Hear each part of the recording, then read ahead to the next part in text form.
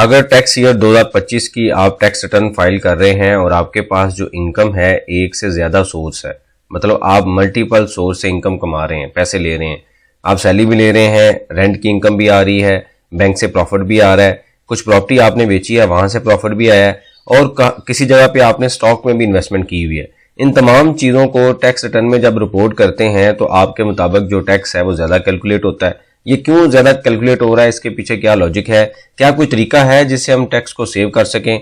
आज के इस लेक्चर में प्रैक्टिकली तमाम चीजों को स्टडी करते हैं। आप देखें प्रैक्टिकल लर्निंग हाउस में फ़हीम महबूब। वापस आते हैं टॉपिक के ऊपर।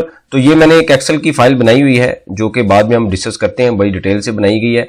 हमेशा मैं यही कहता हूं कि टैक्स की कैलकुलेशन जब भी करें, रिटर्न जब भी फाइल करें, फौरी फाइल मत करें, उसको प्रॉपर तरीके से बनाएं ताकि आप आज की डेट में खुद क्लियर हों, आपको अपने ऊपर कॉन्फिडेंस हो कि आपने टैक्स रिटर्न सही फाइल डाटा सही बनाया है या आप बनवा रहे हैं। इवन आप किसी कंसल्टेंट से भी करवा रहे हैं तो आप मल्टीपल क्वेश्चंस करें, डाटा लें, उनसे मीटिंग्स करें, ऑनलाइन मीटिंग करें, जो रिटर्न्स का डाटा है उसको डिस्कस करें, रिव्यू करें कि जो चीजें आपने दी हैं वो कहां कहां रिपोर्ट हुई हैं, उसके बाद जाके उसको रिटर्न फाइल मत करें। ऐसा ना हो कि आप फौरी तौर पे आज ही डाटा दें या आज ही डाटा इकट्ठा करें और अगले 1 घंटे में आप टैक्स रिटर्न फाइल कर लें। तो बटन दबाना है, आप किसी भी टाइम दबा सकते हैं, फाइल हो सकता है, लेकिन क्या उसमें डाटा सही रिपोर्ट हुआ है, लॉ के मुताबिक आईआरएस के तमाम कॉलम फिल किए गए हैं? ये एक बहुत बड़ा क्वेश्चन होता है। तो इस वजह से ये हमेशा ये डिस्कशन हमारी यही है कि टैक्स रिटर्न को केयरफुली देखा जाए।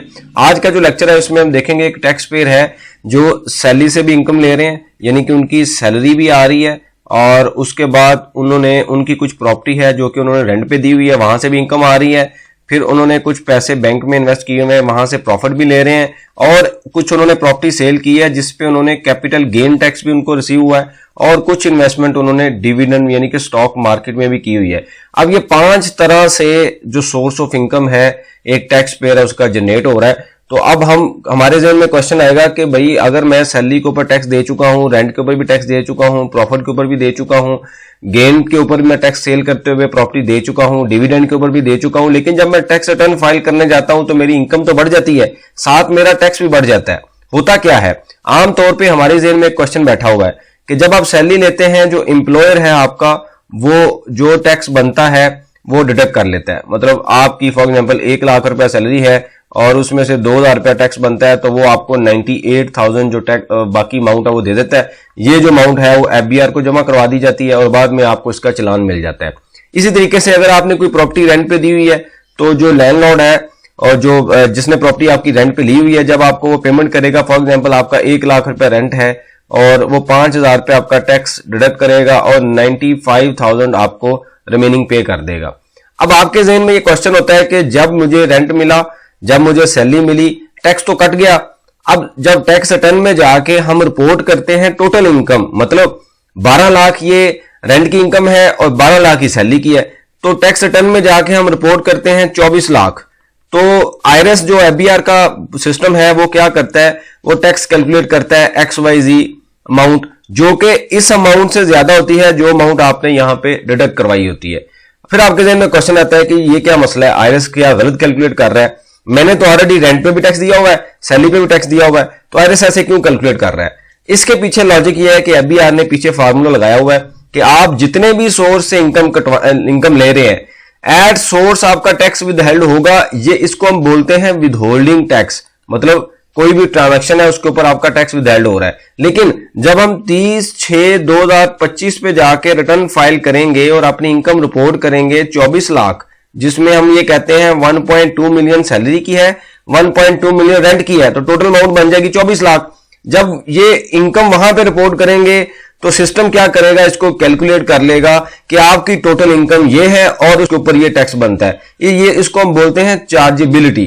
तो ये टैक्स जो होगा वो ज्यादा होगा जो टैक्स आपने डिडक्ट करवाया होगा। हाँ, ये जो टैक्स मंथली आपका डिडक्ट होता रहा पूरे साल का सैलरी पे, रेंट पे, वो यहां से माइनस जरूर होगा, लेकिन नेट अमाउंट आपको फिर भी कुछ ना कुछ पे करनी पड़ती है। अब ये क्वेश्चन आता है, बड़े अक्सर कॉमन क्वेश्चन आते हैं, हम भी टैक्स रिटर्न फाइल कर रहे हैं तो करते हैं, तो हमें भी क्वेश्चन यही आता है कि हमने तो टैक्स दिया हुआ है, ज्यादा टैक्स क्यों बन रहा है? अब मैं आपको थोड़ा सा एक्सप्लेन करता हूं कि होता क्या है।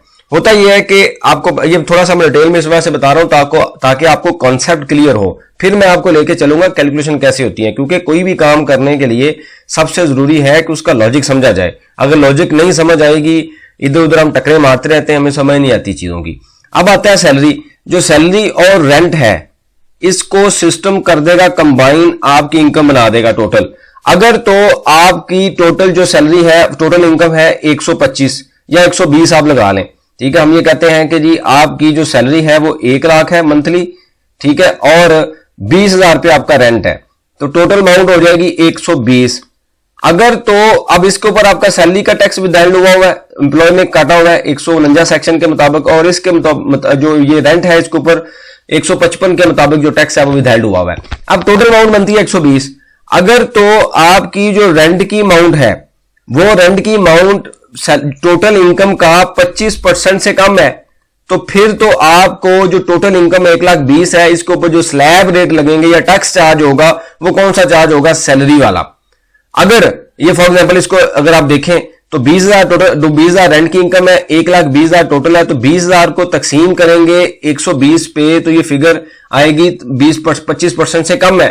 तो ये इनकम जो टोटल होगी इसके ऊपर कौन से स्लैब रेट चार्ज हो जाएंगे, कौन सा टैक्स चार्ज हो जाएगा? जो सैलरी का टैक्स है, देना आपने 120 के ऊपर है, लेकिन टैक्स रेट कौन सा चार्ज हो जाएगा? सैलरी का। सैलरी के स्लैब रेट याद रखें कम है as compare with business slab rate, यानी कि आप बिजनेस कर रहे हैं तो स्लैब रेट उसके ज्यादा है। लेकिन अगर ऐसा हो कि 1 लाख रेंट है और 1 लाख सैलरी है और 30,000 रुपये आपकी जनाब जो है वो सैलरी इनकम रेंट इनकम आ जाती है, तो 1,30,000 टोटल है। अब अगर आप 1,30,000 को डिवाइड करते हैं, फॉर एग्जांपल हम ये कहते हैं 30,000 हमारी टोटल इनकम है और इसको हम डिवाइड कर देते हैं 130 के ऊपर, तो ये फिगर आ जाती है। बल्कि आप इसको इस तरह कंसीडर कर लें, इसको हम ले लेते हैं 50,000, ठीक है, ताकि हमारी जो अंडरस्टैंडिंग है वो भी वैसे ही हो जाए जैसे हम सीख रहे हैं। तो यहां पे मैंने ज़ूम कर लिया, 1 लाख सैलरी है, 50,000 आपका रेंट है और टोटल इनकम है 150। अब 150 को जब हम डिवाइड करते हैं, ये जो 50,000 रेंट है इसको डिवाइड करेंगे टोटल इनकम के साथ, तो ये फिगर अगर तो 25% से ज्यादा निकल आई, यानी कि टोटल ये जो इनकम है अगर टोटल इनकम का 25% से ज्यादा है तो आपके ऊपर स्लैब रेट कौन से चार्ज हो जाएंगे? बिजनेस के स्लैब रेट, यानी कि बिजनेस का जो टैक्स रेट है वो चार्ज होगा जो कि ज्यादा टैक्स होता है। अब एक तो ये कॉन्सेप्ट आप समझ लें कि भाई आप ये ना समझें कि आपका टैक्स कटा हुआ है तो वही टैक्स है, बाद में जाके कंबाइन होने के बाद भी सिनेरियो है कि अगर 25% से कम अदर इनकम होगी तो सैलरी का स्लैब चार्ज हो जाएगा, अगर अदर इनकम जो है वो 25% से ज्यादा हो जाएगी तो कौन सा स्लैब रेट चार्ज हो जाएगा? जो बिजनेस के स्लैब रेट है। इसी तरीके से आगे आता है, अच्छा ये जो रजीम थी ये इसको हम बोल सकते हैं कि ये नॉर्मल टैक्स रजीम थी, यानी कि नॉर्मल टैक्स का मतलब ये है कि सेपरेट ब्लॉक नहीं है, इसको कंबाइन किया जाता है। हाँ, अगर आपका प्रॉफिट है, बैंक प्रॉफिट आप ले रहे हैं, तो बैंक प्रॉफिट पे क्या होगा कि अगर 50 लाख से कम प्रॉफिट है एनुअल तो ये हो जाएगा फाइनल टैक्स, इसको हम फाइनल टैक्स बोलेंगे, जो बैंक काटेगा वही टैक्स होगा, ये सैलरी और रेंट के साथ मर्ज यानी कि कंबाइन नहीं होगी। इसी तरीके से डिविडेंड है, वो जो स्टॉक के ऊपर आपको इन्वेस्टमेंट मिल रही है या डिविडेंड आपको रिसीव हुआ है जो इन्वेस्टमेंट के ऊपर, स्टॉक मार्केट में जो आपकी इन्वेस्टमेंट थी वहां पे जो आपका टैक्स कटा है वो 15% होता है फाइलर के लिए, तो वो भी क्या होगा? फाइनल टैक्स है। तो मतलब क्या हुआ? मतलब ये हुआ कि अगर आप सैलरी प्लस रेंट देखें प्लस बैंक प्रॉफिट देखें प्लस डिविडेंड देखें, इन दोनों को कंबाइन कर लिया जाएगा, जो भी इनकम है दोनों को जमा करके इकट्ठा टैक्स लगाया जाएगा, मतलब कंबाइंड टैक्स। ये जो है सेपरेट है, ये भी सेपरेट है, इन दोनों के ऊपर सेपरेट टैक्स जो कट चुका है वही फाइनल टैक्स है, इसके साथ उसको जमा नहीं किया जाएगा। अब ये आपने कॉन्सेप्ट ज़हन में रखना है। अब मैं आपको लेके चलता हूं कि एक टैक्स पेयर की जो कंप्यूटेशन हम करने लगे हैं, ये मिस्टर एबीसी हैं, 2025 की रिटर्न की कंप्यूटेशन हम करने लगे हैं। मैं बार बार ये कहता हूं प्रॉपर डाटा बनाया करें, डाटा बनाना बहुत जरूरी है, फौरी फाइल मत किया करें, कल को आपने जवाब भी देना है अगर कोई क्वेश्चन आएगा। अब यहां पे आप देखें तो हमने क्या बनाया हुआ है, किसकी वेल्थ है, वेल्थ स्टेटमेंट है, वेल्थ रिकंसिलेशन है, फिर उनके कुछ एक्सपेंसेस हैं, फिर बैंक स्टेटमेंट को हमने प्रॉपर रिकंसाइल किया। उसके बाद आता है कि जी प्रॉपर्टी अगर इन्होंने बेची है तो उसके ऊपर कितना गेन टैक्स था, ये उनकी एमआईएस का डाटा है, ये उनका लॉगिन है। एक ही फाइल के अंदर तमाम डाटा सेव है, एक फाइल अपने पास सेव रख लें, कोई भी क्वेश्चन आएगा डाटा निकल आएगा। तो सबसे पहले हमने डिस्कस क्या किया था कि हम बैंक स्टेटमेंट को रिकंसाइल करते हैं, तो यहां पे उनकी डेट वाइज सारी बैंक स्टेटमेंट नीचे आ रही है, सारी डिटेल है, उसको रिकंसाइल किया गया। जब रिकंसाइल किया गया तो ये डाटा उनका यहां पे वहां पे कैलकुलेट हुआ कि तकरीबन 15 तरह की डिफरेंट ट्रांजैक्शन है जो कि उनके अकाउंट में हुई है।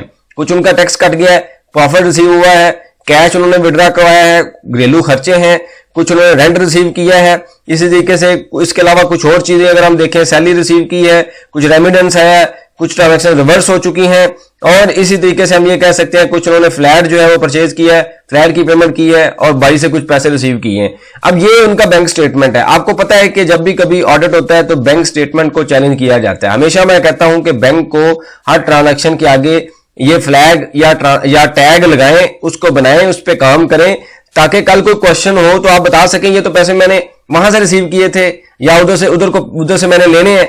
क्योंकि 2-3 साल के बाद ऑडिट होगा तो आपको तो चीजें याद ही नहीं होंगी, अभी तो पिछला साल आपको थोड़ा बहुत याद होगा। तो इस वजह से तमाम बैंक स्टेटमेंट को एक्सेल में कन्वर्ट कर लें, या आपके पास कोई पेपर है वहां पे लिख लें। यहाँ ये मैं इसलिए बता रहा हूं, जो लोग एक्सेल को समझते हैं वो अच्छे तरीके से काम कर सकते हैं। उसके बाद हम आते हैं कंप्यूटेशन के अंदर। अब कंप्यूटेशन क्या होता है कि जो जिस इनकम के ऊपर आपने टैक्स देना है, तो इनकी सैलरी है 5.8 मिलियन, रेंट इनकम इनको रिसीव हुआ वो 154,200। यहां पे आप देखें तो डाटा कहां से आ रहा है, बैंक ये आ रहा है डाटा, और ये डाटा कहां से आ रहा है, बैंक स्टेटमेंट से। हर चीज मूव हो रही है किसी ना किसी जगह से, कोई फिगर पंच नहीं की गई। ऐसा नहीं है कि यहां पे लिख दें सोर्स है कि कहां से पैसे आ रहे हैं, बैंक स्टेटमेंट से पैसे आ रहे हैं। इसी तरीके से प्रॉफिट है, ये डाटा आ रहा है। फिर कैपिटल गेन है। कैपिटल गेन कैसे कैलकुलेट हुआ, आपको पता है कि प्रॉपर्टी जब हम सेल करते हैं तो उसके ऊपर कुछ प्रॉफिट भी हमें मिलता है। जैसे इन्होंने प्रॉपर्टी जो परचेज की थी, बाइंग वैल्यू 4.9 मिलियन थी, डीसी रेट इनका था उस टाइम पे 31 लाख, और एक्चुअल वैल्यू जो है वो अभी इन्होंने जो सेल की है, सेल वैल्यू वो 6.8 मिलियन की है। ये कहां से पैसे आए, ये भी बैंक से आए। यहां पे आप देखें तो प्रॉपर पैसे उन्होंने बैंक से लिए हुए हैं। हमारे जितने भी क्लाइंट्स हैं हमने ड्यूरिंग द ईयर भी हमारे साथ कनेक्टेड रहते हैं। कोई भी ट्रांजैक्शन उन्होंने करनी होती है तो पूछ लेते हैं, ताकि हम ईयर एंड के ऊपर जाके डिस्कस ना करें कि काम गलत हो चुका है। तो हमने जब एडवाइस किया या करते हैं तो उसी तरीके से वो काम हुआ, उसी तरीके से हमने क्या किया, इसको रिपोर्ट कर दिया। ये एक एग्जाम्पल है कि ड्यूरिंग द ईयर कोई भी आप काम करें तो जो भी आपके कंसल्टेंट हैं या जिनसे भी आप टैक्स एडवाइस लेते हैं उनसे लाजमी मशवरा किया करें कि मैंने ये बड़ी ट्रांजैक्शन करनी है, पैसे बैंक में लूं, कैश में लूं, क्या करना चाहिए। अब यहां पे क्या हुआ, इनका कैपिटल गेन आ गया। कितना कैपिटल गेन आ गया, इन्होंने बाइंग वैल्यू 4.9 रिपोर्ट की हुई थी, सेल किया 6.8 का, 19 लाख इनका जो है 19,50,000 रुपए इनका कैपिटल गेन आ गया। अब ये एक फ्लैट है जो वो सेल कर रहे हैं। फ्लैट का डेट ऑफ परचेज कितनी थी, 20 मार्च 2021। डेट ऑफ सेल क्या है, अप्रैल 10 2025। नंबर ऑफ डेज कितने बन गए, यानी कि 20 मार्च 2021 से अप्रैल 10 2025 तक 1482 नंबर ऑफ डेज बनते हैं। जब आप इसको ईयर पे डिवाइड करते हैं 365 पे, तो ये आता है कि 4 साल 4.06, यानी कि ये फ्लैट जो है 4 साल के बाद सेल हो रहा है। जब कोई फ्लैट 4 साल के बाद सेल होता है, जो कि आपने 30 जून 2024 से पहले परचेज किया हुआ है, तो उस पे जो होता है गेन टैक्स 0 होता है। इसके ऊपर कोई जो टैक्स है वो 0 है, tax at a rate of 0%, क्योंकि ये 4 साल के बाद सेल हो रहा है। सारे का सारा आपका प्रॉफिट जो है व्हाइट सोर्स है, इसके ऊपर आपने कोई टैक्स नहीं देना।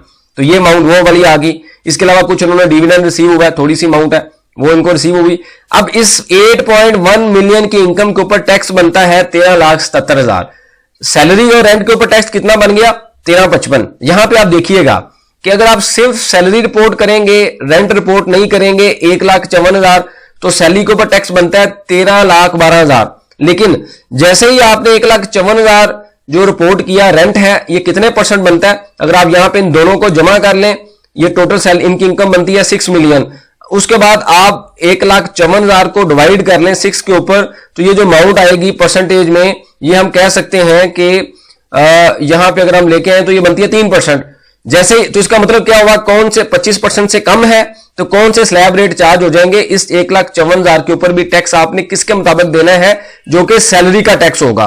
तो अब क्या हुआ, अब अगर आप यहां पे देखें 13,12,000 सैलरी का टैक्स है, जैसे ही रेंट ऐड हुआ उसके ऊपर आपने 43,000 रुपया टैक्स देना है। इसका मतलब क्या हुआ कि 1,54,000 को ऐड करने के बाद 43,000 आपने टैक्स देना है। तो अगर आप इसकी रेंट की अमाउंट की परसेंटेज लेंगे तो 1,54,000 के ऊपर तकरीबन आप 28% टैक्स दे रहे हैं। उसकी रीजन है क्योंकि सैलरी की इनकम बढ़ गई, स्लैब रेट बढ़ गया, तो जब स्लैब रेट बढ़ गया तो टैक्स भी बढ़ जाएगा। तो ये बेसिकली कुछ प्लानिंग होती है जो ड्यूरिंग द ईयर आपने करनी होती है कि अगर कोई रेंट है उसको किस तरीके से मैनेज किया जाए ताकि आपका जो सैलरी का स्लैब रेट है वो मैं यहां पर डिस्कस नहीं कर रहा है कौन सी प्लानिंग होती है, लेकिन उसको टैक्स प्लान करके मैनेज किया जाता है ताकि आपका बाद में टैक्स ना बने। अब एनीवेज यहां पे हम आगे tax on salary and rent 13,55 है। उसके बाद आता है टैक्स ऑन जो बैंक डिपॉजिट है उसके ऊपर 22,160 है, और फिर जो डिविडेंड के ऊपर डिडक्ट हो चुका है वो 66 रुपए बनता है। तो टोटल जो टैक्स इनका बनता है वो 13,77,531 है। ये टोटल टैक्स लाइबिलिटी आ गई उनकी। उसके बाद जो टैक्स डिडक्ट हो चुका है वो सारा हमने यहां पे मेंशन कर दिया तो ये ड्यूरिंग द ईयर उन्होंने एक प्रॉपर्टी सेल की और एक प्रॉपर्टी परचेज की, इसका एडवांस टैक्स भी हमने यहां पे लिख लिया।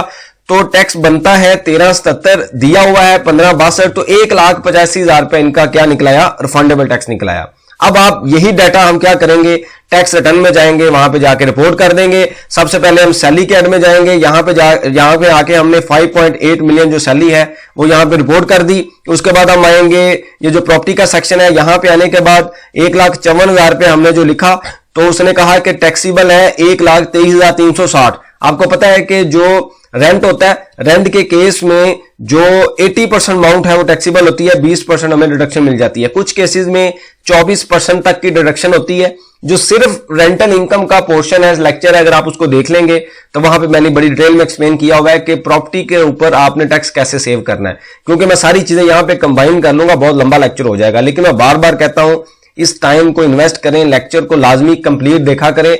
मेरी कोशिश होती है कि इसको पूरा देखने के बाद आप इस कैपेबल हो कि आप क्वेश्चन आंसर कर सकें।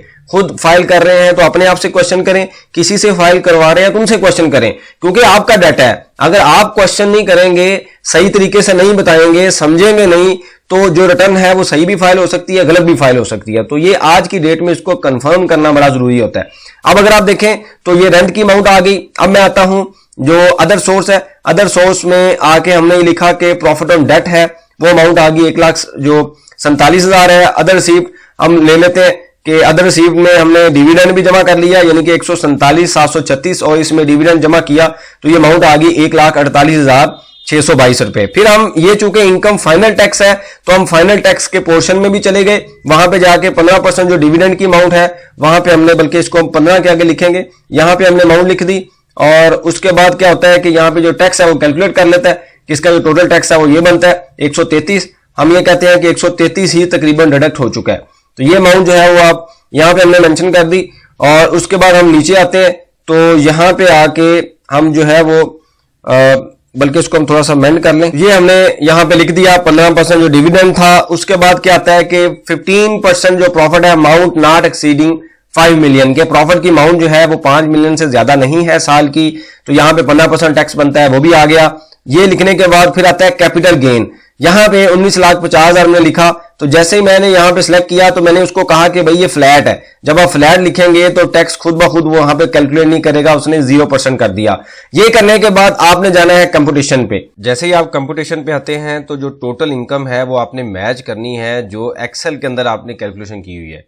8070 मतलब 80,70,923 रुपए, ये आपने मैच करना है कि आपकी वही इनकम है। यहाँ पे दिखा रहा है कि सैलरी ये अमाउंट है, उसके अलावा इनकम फ्रॉम प्रॉपर्टी की जो अमाउंट है वो 1,23,360 है। वो क्यों आई है? क्योंकि 1,54,000 टोटल रेंट था और 80% टैक्सीबल होता है, 20% रिपेयर एंड मेंटेनेंस की फॉर्म में जो है वो 1/5 जो है वो एग्जम्प्ट कर दिया जाता है। अगर हम यहाँ पे लिख भी दें तो ये जो पोर्शन होता है 1/5 ये एग्जम्प्ट पोर्शन होता है, 1/5 जो रिपेयर एंड मेंटेनेंस की फॉर्म में। तो ये टोटल इनकम जो है वो हमारी यहाँ पे आती है 8070, वो आपने यहाँ पे मैच करनी है। बड़ा जरूरी है कि एक्सेल पे करें और वहां पे देखें कि आपका क्या टैक्स निकल रहा है, रिफंडेबल है या पेएबल है। उसके बाद आपने आईआरएस पे जाना है। अगर आईआरएस पे कुछ गलतियां होंगी तो आपको पता चल जाएगा, लेकिन अगर आप डायरेक्ट जाके आईआरएस पे तुक्के लगाएंगे, डाटा अपडेट कर देंगे, जो वो कैलकुलेट करेगा, कम हो आप कहेंगे ठीक है मेरा टैक्स कम बनता है, ज्यादा हो तो सोच में पड़ जाएंगे ये कहां से टैक्स निकला है। दोनों सूरतों में मसला है, कम जमा कराएंगे फिर भी प्रॉब्लम है, ज्यादा जमा कराएंगे तो आप टैक्स ज्यादा जमा करवा रहे होंगे, हालांकि पहले ही टैक्सेस बहुत ज्यादा है तो आप ज्यादा क्यों जमा करवाएं। तो ये अमाउंट आती है 185, आपने नीचे जाके मैच करना है और यहाँ पे अब आपने क्या करना है, एडजस्टेबल टैक्स में आना है और जो टैक्स है वो यहाँ पे हमने लिख देंगे। सैलरी के ऊपर डिडक्ट हुआ है 1.3 मिलियन, ये हमने यहाँ पे लिख के इसको कैलकुलेट पे प्रेस कर देना है।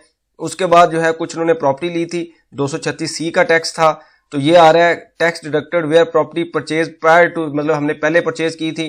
तो अब क्या होगा कि यहाँ पे अमाउंट आप कॉपी करें और इसको यहाँ पे परचेज सेल पेस्ट कर दें और फिर उसके बाद 236K का टैक्स है 60,000, यहाँ पे आप उसको कॉपी करें और 236K का जो सेक्शन है वहां पे आके जो अमाउंट है वो वहां पे मेंशन कर दें और उसके बाद कैलकुलेट पे प्रेस कर दें। ये सारा काम करने के बाद आप क्या करेंगे, कंप्यूटेशन के टैब में आएंगे और यहाँ पे आके देखेंगे कि अमाउंट रिफंडेबल आ रही है 185,400 और जो टैक्स रिटर्न में कंप्यूटेशन में आपने कैलकुलेशन की है वहां पे भी अमाउंट यही आ रही है 185,400। अब ये तमाम काम करने के बाद अब आपको अंदाजा होगा कि अब जो काम आपने एक्सेल में किया था वो बिल्कुल ठीक है, आरएस सही तरीके से कैलकुलेट कर रहा है, उसने सही तरीके से कैलकुलेशन की है और आपका टैक्स भी यही बनता है, आरएस ने भी यही कैलकुलेट किया। अब इसके बाद अगला पोर्शन होता है कि आपने वेल्थ में जाके इन चीज़ों को कैसे रिपोर्ट करना है। इसके ऊपर बड़ा सिंपल सा प्रोसेस है। वेल्थ स्टेटमेंट का लेक्चर देख लें, वहाँ पे मैं एक्सप्लेन कर चुका हूँ, क्योंकि लेक्चर ऑलरेडी बड़ा लंबा हो चुका है और ऑब्वियसली इसको समझने के लिए भी आपको टाइम चाहिए। लेकिन मैं बार बार यही आपसे कहता हूँ कि आप जो है एक्सेल के अंदर या किसी पेपर पे, अगर आपको एक्सेल नहीं आता या आप सीख लें या आप किसी से रिटर्न फाइल करवाते हैं, तो क्वेश्चन आंसर सेशन बड़ा इंपॉर्टेंट है। अगर ये आज रिटर्न के टाइम पे नहीं होगा तो टैक्स रिटर्न के अंदर उस तरीके से जो ऑब्जर्वेशन है रिपोर्ट नहीं होंगी। जब वो नहीं होंगी, सही तरीके से डाटा रिपोर्ट नहीं होगा, तो जब कल को आप आंसर देंगे तो आप इस पोजीशन में नहीं होंगे कि आप उसका आंसर दे सकें, क्योंकि आज आपने उसको थॉरोली रिव्यू ही नहीं किया, उसको एनालिटिकल चेक ही नहीं किया, उसको देखा ही नहीं कि इसमें क्या रिपोर्ट हुआ है, जो समझ आया कर दिया, तो कल को आप इसका आंसर कैसे दे सकते हैं। तो इस वजह से बड़ा इंपॉर्टेंट है कि आप जो है अपनी अंडरस्टैंडिंग को क्लियर रखें। आज के इस लेक्चर को अगर हम कंक्लूड करें तो हमने सैलरी को भी स्टडी कर लिया, रेंट को भी देख लिया, कैपिटल गेन को भी देख लिया, प्रॉफिट को भी देख लिया और डिविडेंड इनकम को भी देख लिया, और फिर हमने ये भी देखा कि इनकम किस सिचुएशन में कंबाइन होती है, किस सिचुएशन में कंबाइन नहीं होती। यहाँ पे आप देखें तो मैंने जो फाइनल फिक्स और मिनिमम में चीजें रिपोर्ट की हुई हैं वो इनकम ये वाली है, यहाँ पे आ रही है, और यहाँ पे इसका मतलब क्या है कि वो चीजें कंबाइन नहीं हुई।